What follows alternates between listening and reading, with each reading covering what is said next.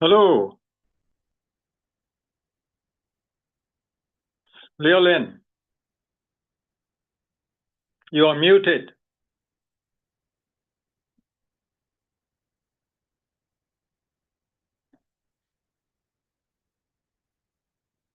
I cannot hear you. You are muted. Okay, can you hear me now? Okay, that's better. Lovely. Give me one moment, yeah? There's no hurry. Yeah. Hi, for those joining in, please stay connected. We'll begin the session shortly. Thank you.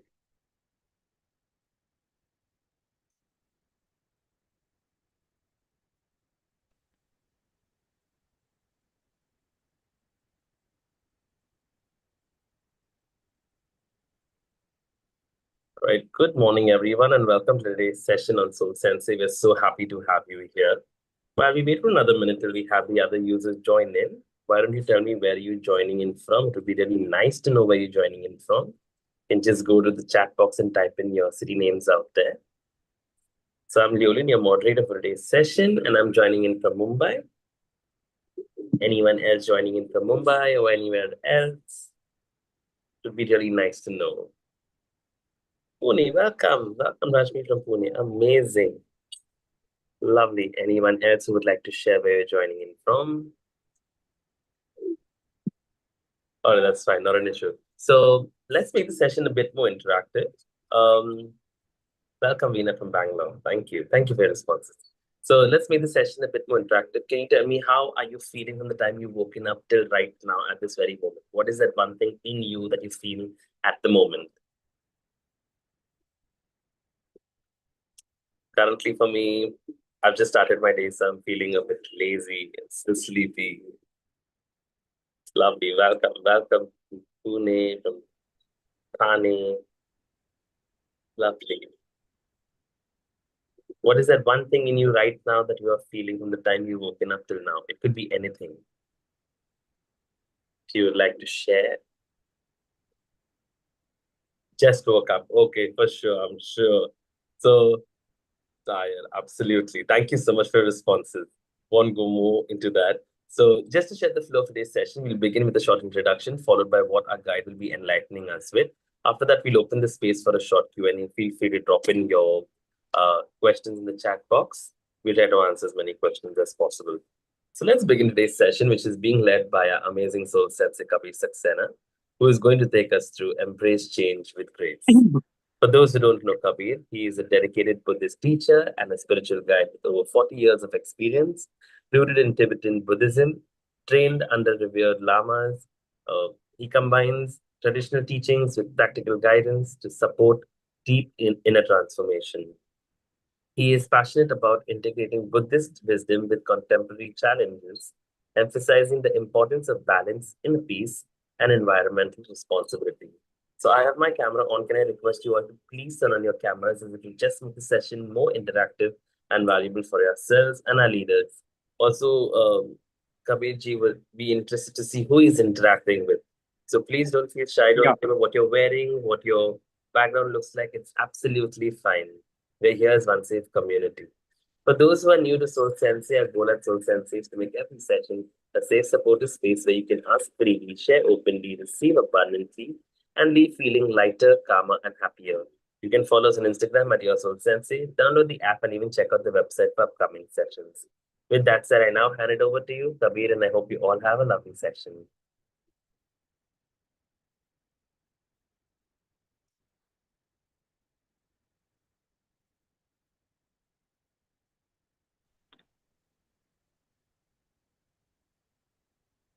Yeah, Kabir. So Likhya, Purvi, Rachna, Rita, Rila, Shibani, Shika, Shreya, Veena, please all put on your cameras.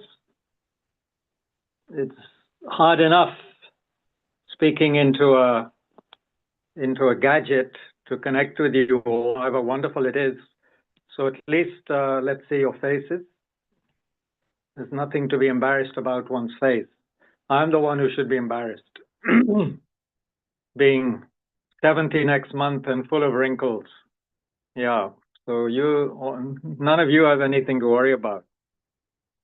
Also, the temperature here is minimum 8 degrees.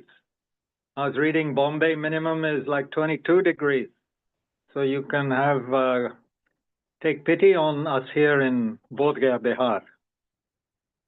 I think Delhiwala is also having some cold weather. Okay, what about the other people? What's happened to Reela, Shibani, Shika, Shriya, Likhya, Veena? Kindly put on your... Yeah, thank you. Thank you, Reela. Yes. Likhya, Shibani, what's happening? This is, I think, we need to learn to connect more. So if you turn on your camera, the only reason to turn it off should be if there's an earthquake or something, or there's not enough bandwidth. Then, of course, sometimes we have to turn off the video. So, little disappointing that the others are not showing. Maybe they're not there. Maybe the other people are not there. That's quite sad. Already left or haven't joined yet. Okay, so not waste the time of people who have finally joined and shown their faces. I think today's topic is what, Llewellyn? Is it death and impermanence or something like that? Today's topic is embrace change with grace. Embrace change with grace. I see. That's the... Okay. Right. Well, wasn't that last time we did that? Kabir, this is what is scheduled for today. Embrace change with grace. So let's first calm our minds with the eyes can be closed or slightly open and just begin to feel the sensation of your breath. Can you hear me okay? Yes. Can you hear me? Yeah. So just that natural sense of breathing in and out and being aware of the breathing process, the sensation of it. Yeah. And sorry, Llewellyn, how does one pronounce your name? Llewellyn? It's Llewellyn, yeah, that's correct. But you can call me Leo if you want, that's fine. Leo is good. Yeah. Is this, are we having a half hour or a 1 hour session? It's 1 hour. 1 hour, good. So that gives us some time to investigate. So let's calmly be aware of our breath for another minute or so, simply observing how changeable the mind is, in the sense back and forth, past and future maybe. Idhar udhar ghumta rehta hai. So the mind is all over the place. So just gently bring it back to the breath. And relax with the out breath. Very important. Let go and relax with the out breath.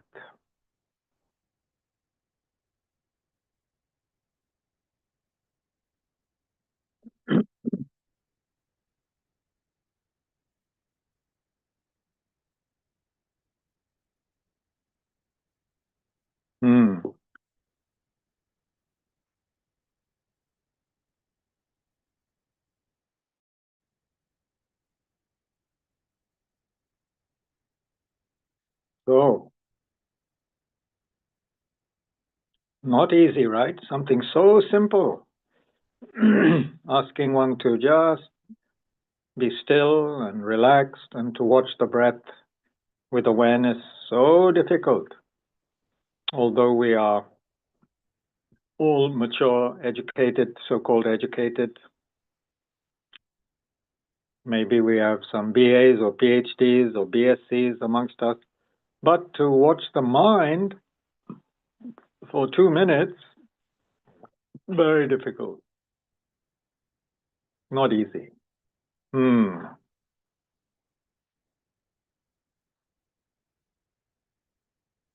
Always we will find something to do. We'll find an excuse to move the body, or we will find an excuse to move the mind. It's okay. That's just how we are right now. It's not a big problem. It's not a sin. It's not bad. It's just the way things are. Interesting to observe, right? Because we may be regarded as very intelligent, smart people by others. But just watching the mind quietly, simply, not easy. We have too much going on, right? Too much. It's like a cup that is already full and someone is trying to put some more liquid in it. There's no room. Okay, so change. That's an interesting one. Very interesting. I'm wondering if you can look at this photograph. Can you see this photograph relatively well? 3 people in the photograph. Well, Kabir. one of them is me. But what is me? I'm not sure what is me. I mean, I know who is me in the photo. This guy with a lot of hair, you know. This guy, you know. Kabir, Yeah. sorry to Yeah. interrupt. Kabir just got this confirmed that it's going to be Buddhist wisdom on impermanence and death. ठीक है, change, impermanence, death, ठीक है. So look at this.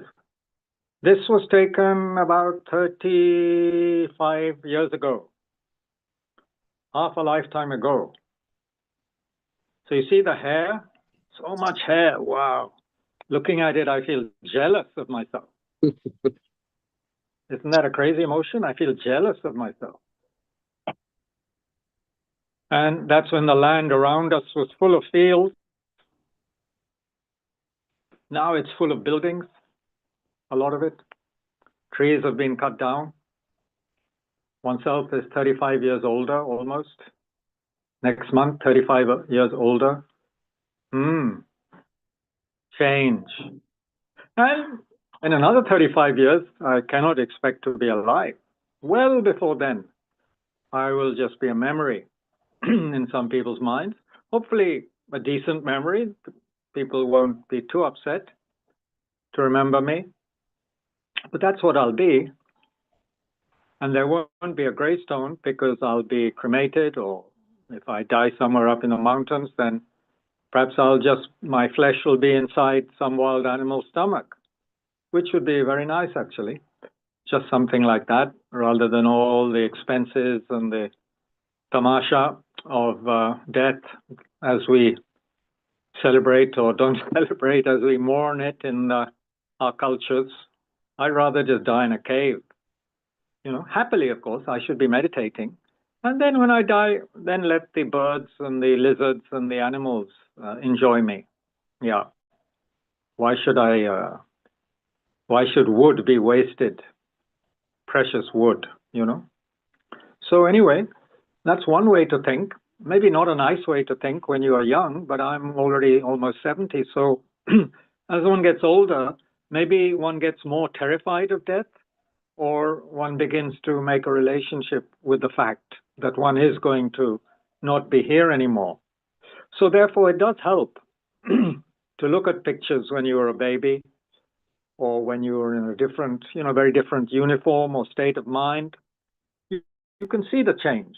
You can see the impermanence, which means moment by moment changing, right?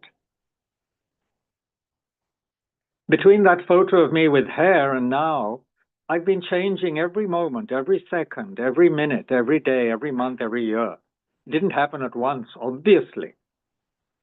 Not like in some literature where the hero wakes up and finds they have a totally different body, or have aged by 35 years overnight. Imagine how terrified we would be to look at ourselves in the mirror. One evening we're 35 and wake up in the morning, the face of a 70-year-old in the mirror. Can you imagine that? Maybe one of you should write a short story about that.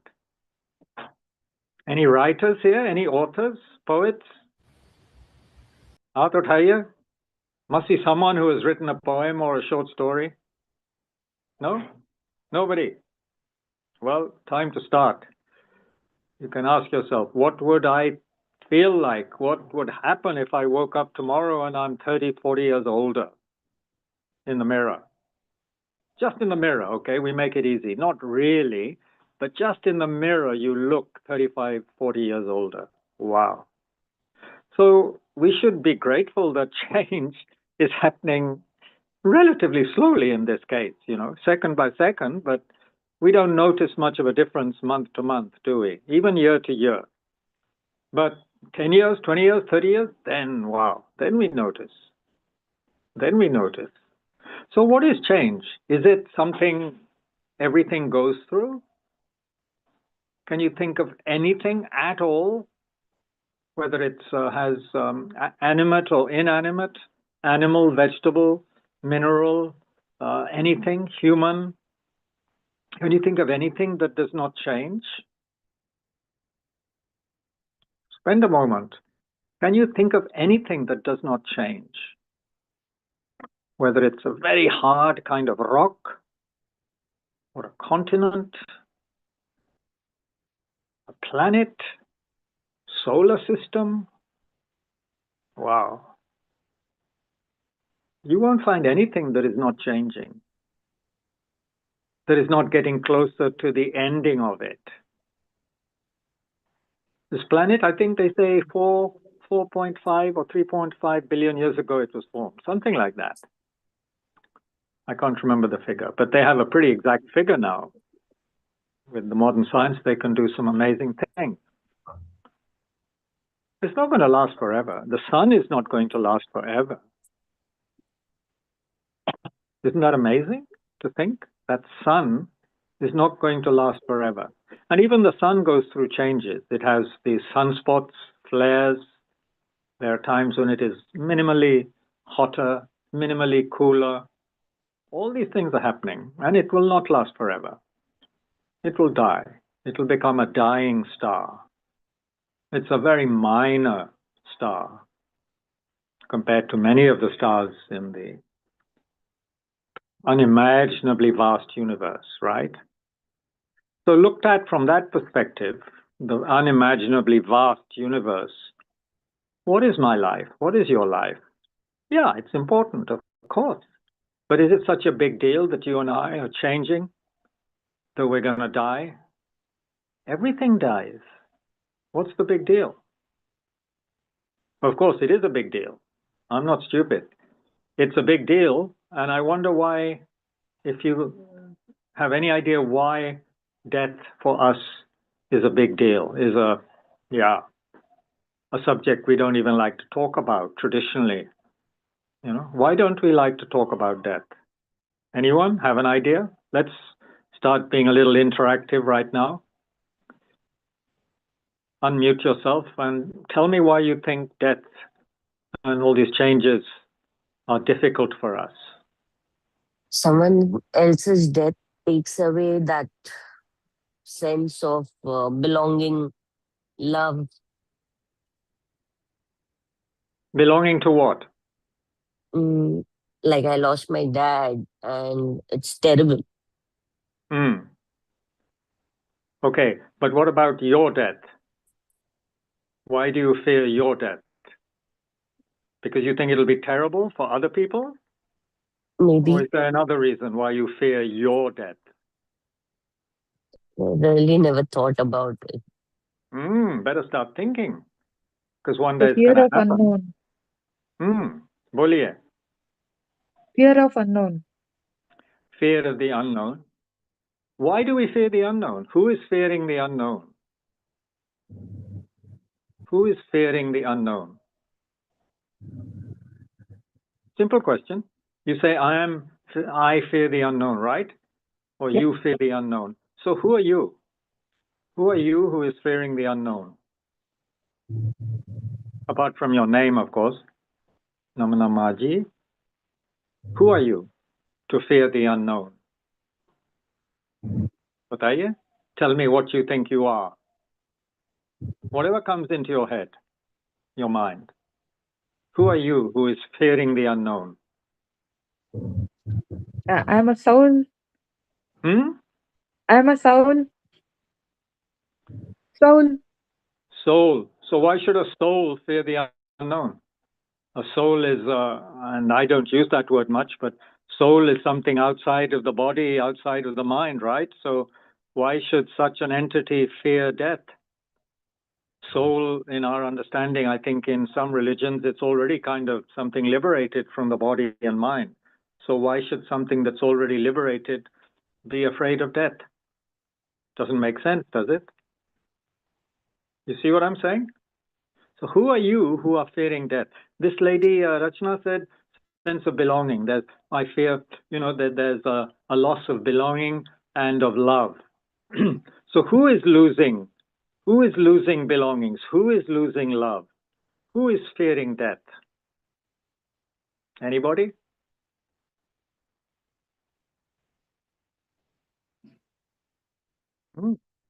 I think we haven't done some very basic self-reflection. Isn't it obvious that if I say I'm afraid of death, okay, it's not my soul, and I'm afraid of losing, let's say, my belongings. Yeah, if I were to show you, I'm in this small room at the moment with so many books. Wow, you wouldn't believe how many books. Can you see them piled up? Buddhist books, Krishnamurti books, more books here, all over the place, books. So you say, when I die, I'll be separated from all my books, many of which are like really good friends that I've had for 50 years. They're like my friends, and they never argue with me. They never nag me. Yeah, sometimes they say, come and read me, but they don't abuse me. They're very kind to me, my books. So, okay, I will lose my books, my contact with my books. I will lose contact with people I am very fond of and love, and those who love me. Who is losing? Who is losing? Who is the person? The Very physical simple body? question.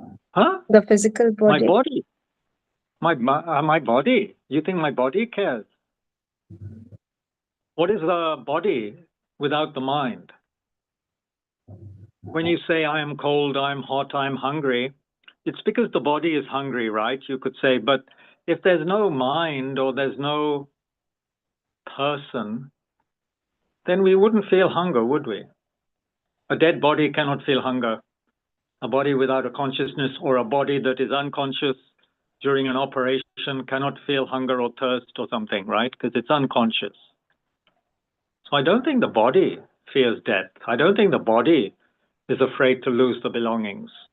My books don't belong to my body. You know what I mean? My books don't belong to my body. I mean, very roughly you could say that, but it's not very correct. Sure, I open the book with my hands. I pick it up with my hands. Sure, but they don't belong to my hands, do they? My books. Who do my books belong to? Rashmi? The mind. The mind. Not to the mind, really. We would say to me. Okay. We wouldn't say to the mind. Mind in the sense of a continuum of awareness. We would say in normal language, belong to me, right? I lose my belongings. I lose the people I love. I am afraid of losing the people I love, right? Don't you think, Namana? I'm afraid of death. Not my soul is afraid of death. Soul is not afraid of death. Body is not afraid of death. Doesn't make sense. I am afraid of death. So this is what the Buddha is saying. Now you investigate, who am I? And the Buddha says, if we investigate properly, who am I, then if we do it really well, we will in the end come to the conclusion there is nobody there really who needs to fear death. Because we are part of a process. It's like saying this, look, I think this is quite a good example. You maybe have seen a big waterfall somewhere, or even a small waterfall somewhere in India, okay, or on the TV. So then the water is going in a river, right? And it's coming close to the waterfall, right? And it's going to drop off that face and maybe go thousands of feet down if it's a really big waterfall like Niagara or Victoria Fall, Niagara in America, Canada border, or the Victoria Falls in Africa. Huge. So then you think, imagine this water, imagine those drops of water feeling, oh, I'm going to die now. I'm going down, down, down. I'm going to plunge down that smooth path along the river. Now I'm plunging into an unknown. All those little drops of water. So it's a bit like that. Our mind is a stream. We identify with that stream of awareness, the thinking, the planning, the seeing, the tasting, the touching, the feeling, the smelling, all of that is connected with consciousness or mind. So all of that is going along, but there's this sense of me, right? I am going to die. It's not my I or my I consciousness that's going to die. We don't feel my stomach is going to die. We don't feel my head is going to die, do we? Do we? We say, I am going to die. Me. मैं मरूंगा. मैं मरने वाला हूँ. मैं. You see what I'm getting at? We fear death because we have a strong, don't we? A strong attachment, a strong identification with not the soul. Very few might have that. Maybe some yogis understand better what is soul. We don't talk about souls in Buddhism, but we have a strong identification with me. Of course, me is just a combination of body and mind. But the Buddha said, due to wrong understanding, due to avidya, ignorance, we hold on very strongly to me. I, me, mine. Main or mera. Me and my books, me and my loved ones, me and my belongings, me and my reputation, me and my position, me and my blah, blah, blah, blah, me and my educational qualifications, me and my history, me and my accomplishments, me and my failures. You see what I'm getting at? So long as we have me or I strongly, then countless problems, countless anxiety. Hannah, if you strongly feel about me, then the whole life is about defending yourself and getting what you want, being upset when you don't get what you want, getting attached to people, then fearing you're going to lose those people. It's endless, right? That's our life. It's people or possessions, we get them and it doesn't satisfy us for long because nothing in the external world can satisfy us properly. This is because it's all changing all the time. Someone is kind to you one day, next day they're not kind, third day they ignore you completely.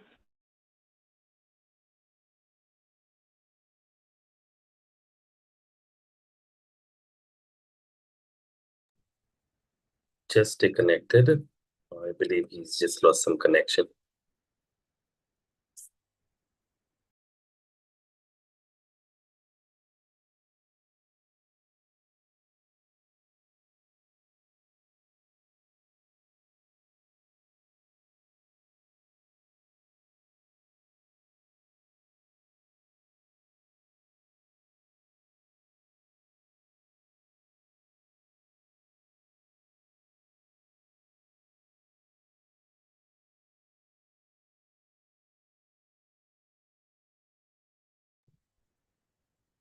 Please stay connected. We're just getting in touch with him.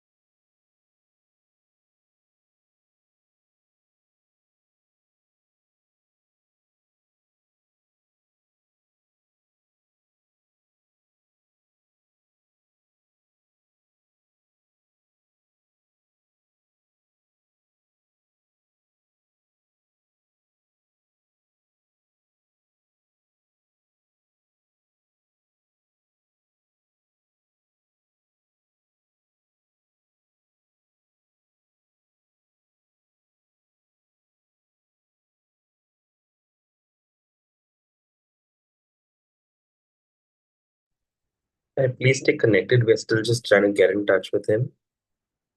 Please stay connected. Thank you. Sorry for the inconvenience.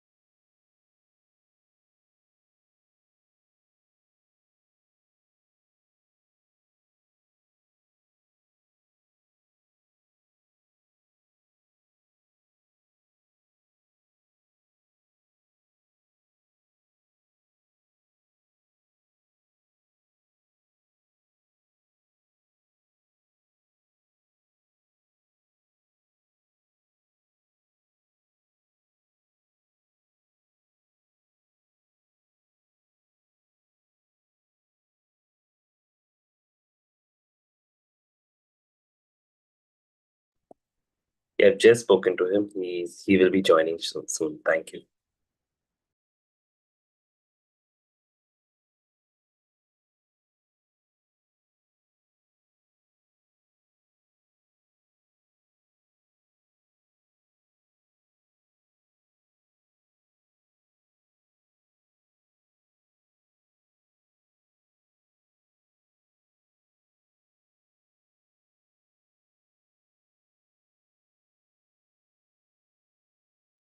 Okay, can you hear me?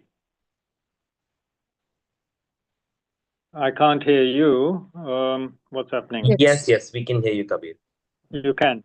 Yes. Okay, I'm so sorry about that, folks. Yeah, can you remind me the last words I was saying? Anybody remember? We're talking about who is dying, and we were saying that it's the I, the person who identifies so strongly, right? My this, my that, my past, my friends, my country, all my favorite things, etc., etc., etc. So death obviously is going to be something that creates a problem for this strong sense of I, because it's going to lose everything that it identifies. The very word identify begins with I. Yeah. So I. So death and impermanence, as we were looking earlier, change. This is just something we cannot avoid. If we have a pet, I don't know, bird, a pet dog, we know that dogs don't live much beyond 13, 14, 15 years, right? We just know.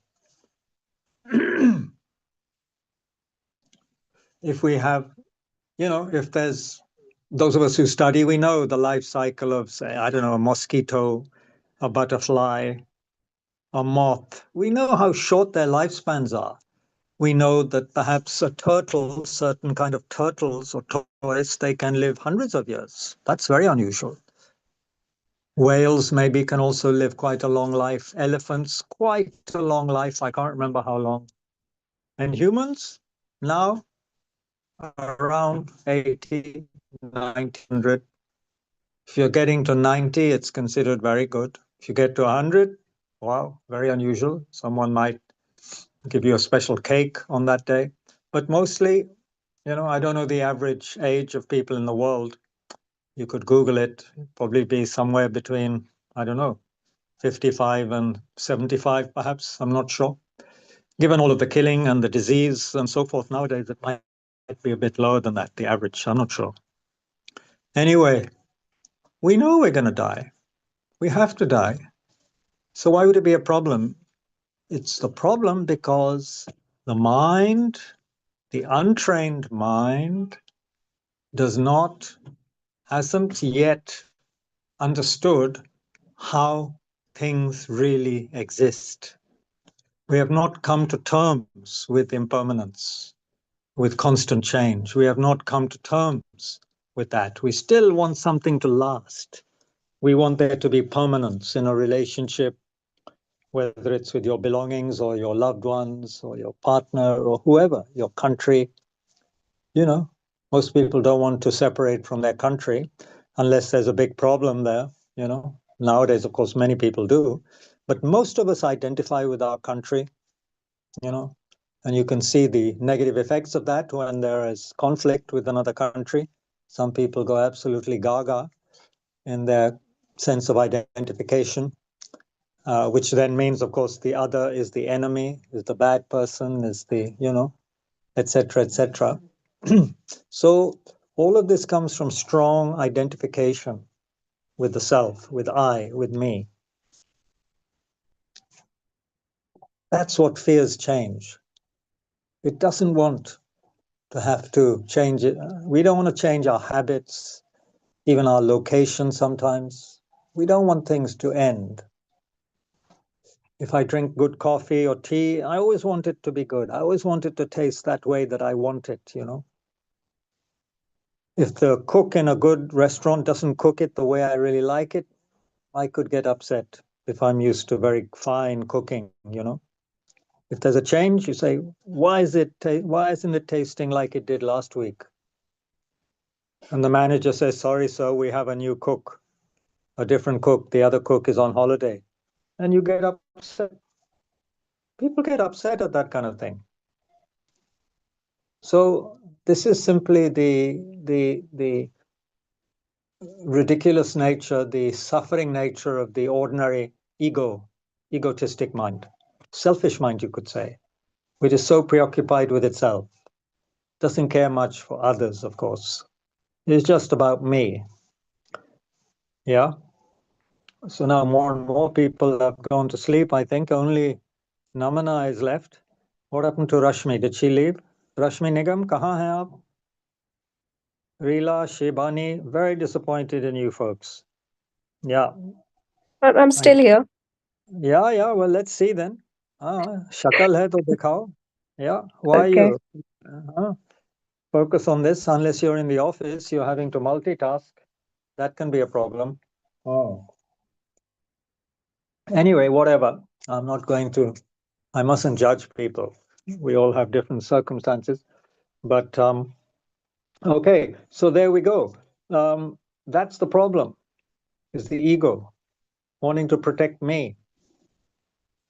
Change can be wonderful. If there's no change, how terrible. Because it means that if you're in a bad situation and that never changes, well, you finished.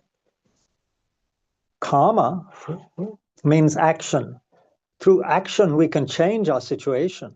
We can change how we think, we can change how we behave, we can change so many things in our life through acting, through action. Things are not fixed. Nothing is fixed, actually. Even the position of the stars is not fixed, it changes.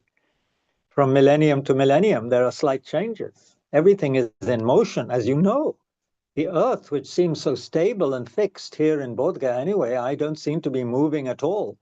But this planet is moving at many thousands of kilometers per hour through space around the sun, which itself is moving. The whole solar system is moving.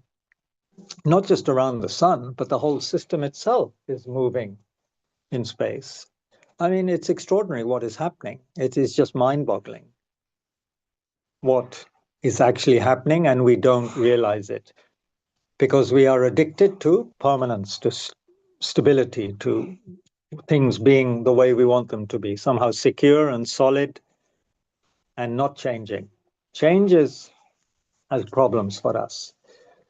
But everything is changing every split second. That's the truth.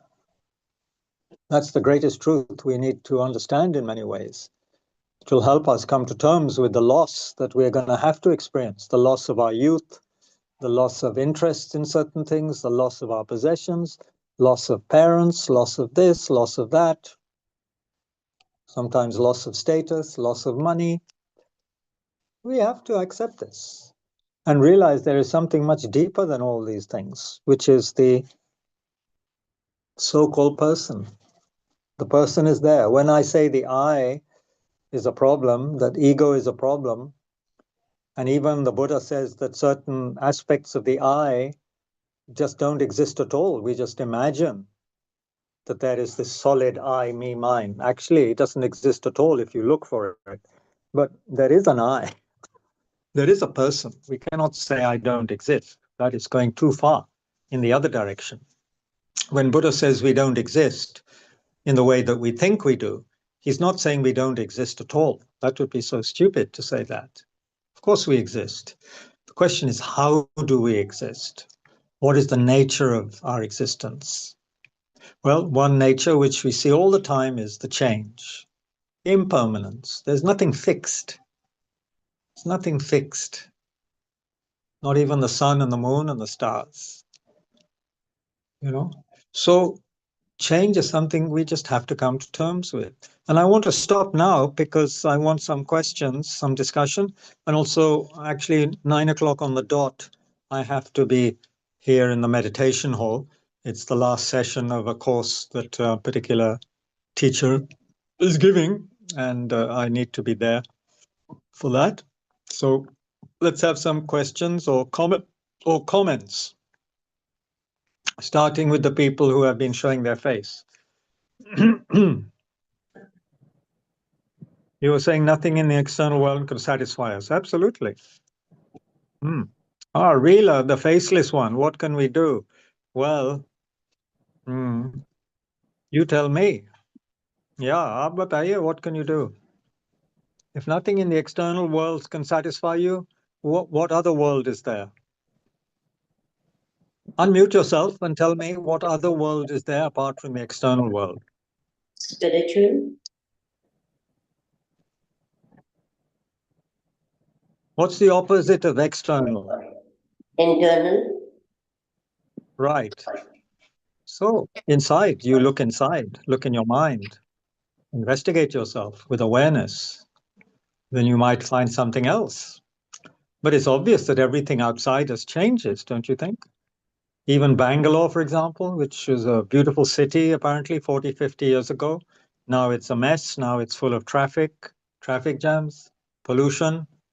Even Delhi from my childhood was very different. 3 million people in 1956, now 33 million, and far too many cars. So Delhi has become very unpleasant to live in for most people. Everything external cannot be relied upon. Your parents will get old, maybe die, probably die before you. Friends can die before you, can leave you, can have conflicts with you. So what can you rely on? Money comes, money goes. Even if it comes, then you worry about it. You worry about it, how to spend it. Then you get possessions, then where to keep them. Fear of losing them. Then when you have to change house or you have to write your will, you don't know who to give what to, becomes a source of many conflicts. So I can't think of anything really external. You see, nature, I love nature. I feel, nature is wonderful. It is. The trees, I have a beautiful Bodhi tree outside my window. And many trees we have planted here. But even this tree, it's not going to last forever. If there's a very, very strong storm, it will blow down. And at least my relationship with the tree cannot last forever. I will die. I'm most likely, I hope I die before this tree, because it's such a wonderful tree. It can give a lot of pleasure to many people later. But my connection with it will go. But I will never lose the connection with my mind. My mind is everlasting, as is yours, according to Buddha. Mind never comes to an end. It just changes its habitation, like a traveler going from one hotel to another, an eternal traveler. checking in for 50, 60 years here, then another 70, 80 years there, then maybe in another life form, just a few days here, a few weeks there, on and on and on. But the consciousness, the continuum of awareness never finishes.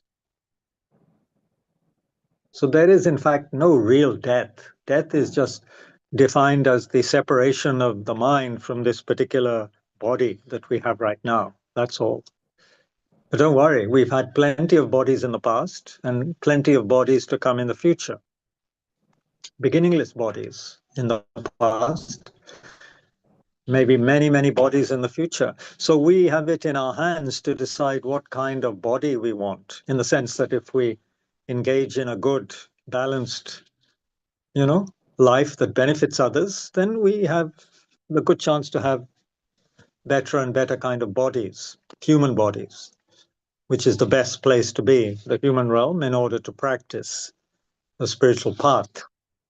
Other realms of existence, the beings are not interested or cannot practice the spiritual path, right? Animals can't practice. God realm can't practice because they're too caught up in their meditation or their their jealousies, rivalries, or their enjoyments.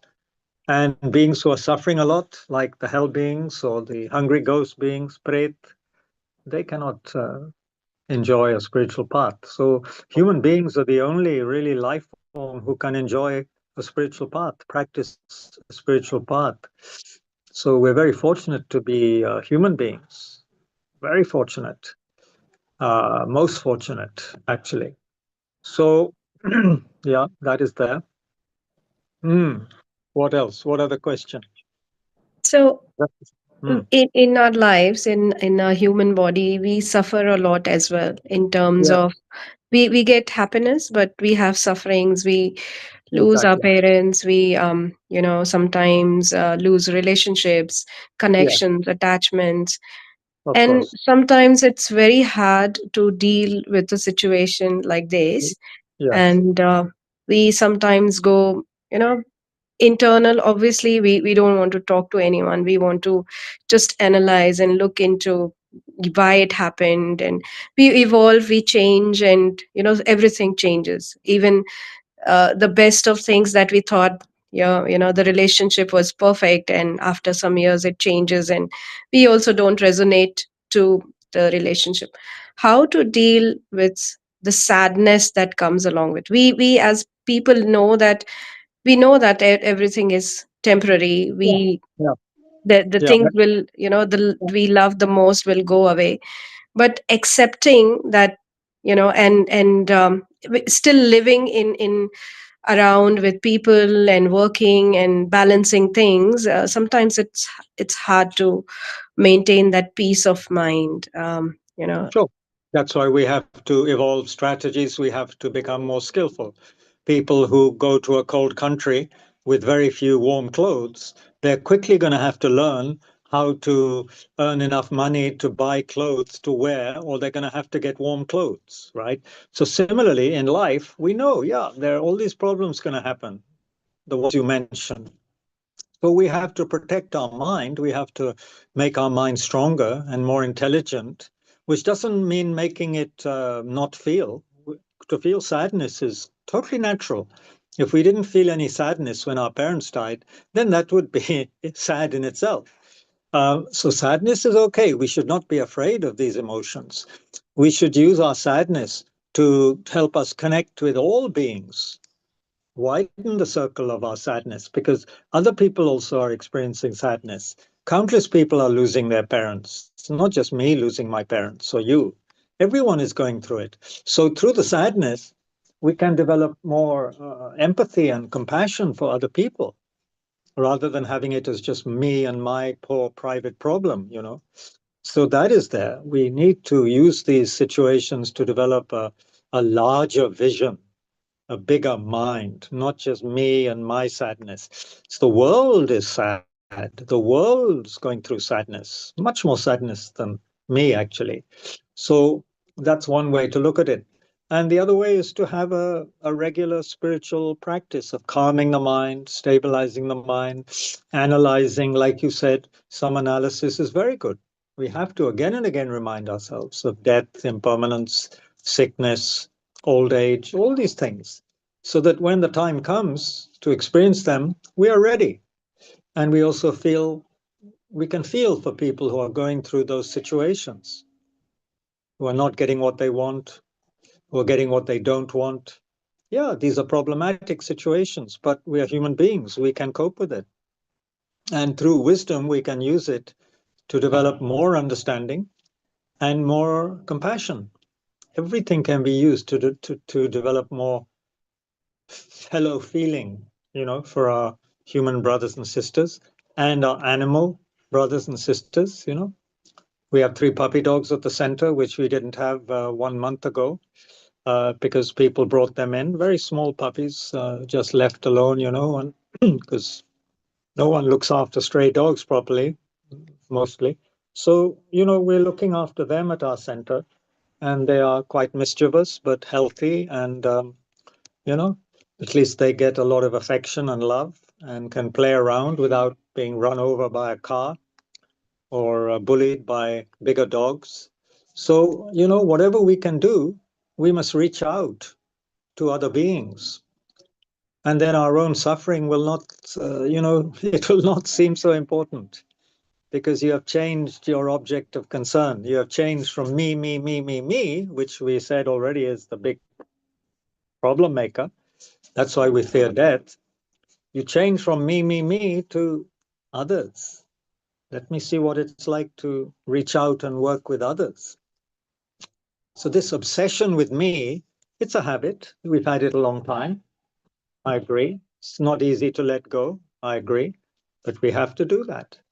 Alternative is just we will keep on suffering, because the I, the me, will always have some complaint. Yeah, always there will be some complaint, right? And some blame put on someone else or something, or the weather or the government or blah, blah, blah.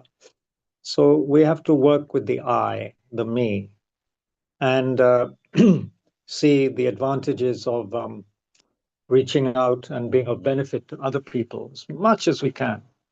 That will really help us get out of our own little cocoon, our own little shell, which is very painful to be in a little prison. We have to go out. We have to stretch our wings. We have to stretch our arms and legs and go out of the prison, reach out to other people. You might find, actually, that people who are genuinely working with others, for others, they are the most relaxed, happiest people. They may be very busy. They may also get upset sometimes because they aren't able to help others as much as they want, or the people they're helping have many problems. But in one sense, they are free of that obsessive self-concern, me, and my problems. They have a much more interesting life, and the research shows that they do have longer lives, healthier lives, because there's less of that obsessive anxiety about oneself and one's own problem. So this is very clear. I'm going to have to stop in a minute or two, because you might have heard the gong in the background for the 9 o'clock session here. I hope that has raised some questions. We cannot answer all your questions in 1 hour, but I think you're getting an idea, and you should read literature which is talking about impermanence, talking about the realities of life, not just going into some pseudo-spiritual realm. Don't ignore the realities of life, but use them to develop more wisdom about who you are and about how you can help others. What can I do to help others? I'm just one person. Others are countless. So how come my problems are so important? Others' problems aren't important. This is ridiculous, in one way. It's like a real stupidity, selfishness. Selfishness is stupidity.